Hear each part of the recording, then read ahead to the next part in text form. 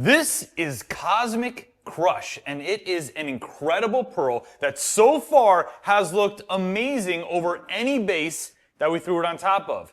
But this right here is a base you probably wouldn't recognize if it wasn't in the title. And the reason for that is we haven't done a video with this base color in 11 years.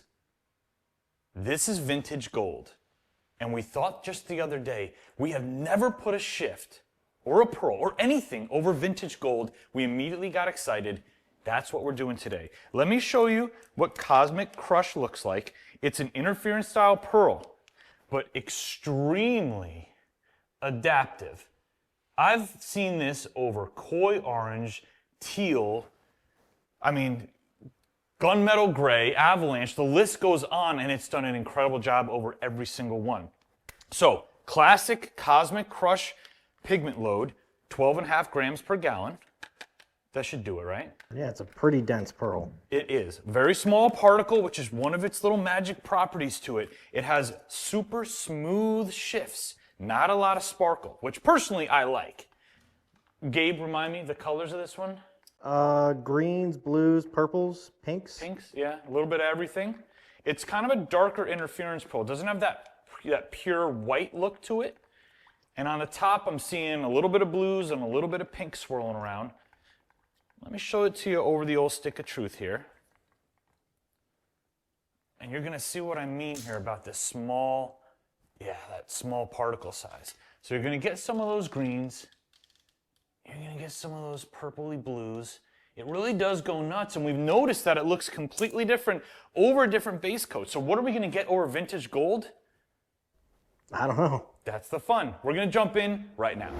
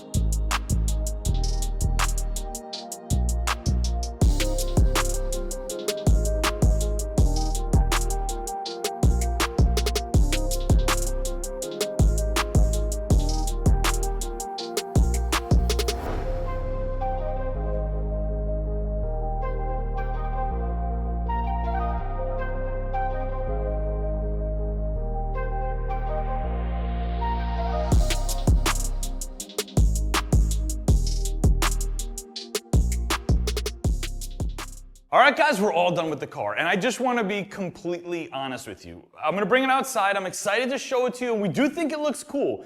But you know how at the end of the video we show you whatever base color we're working on with a bunch of different pearls on top? We just filmed that segment, and Gabe and I both looked at each other, and we were both like, these speed shapes look a lot cooler than what's on the car.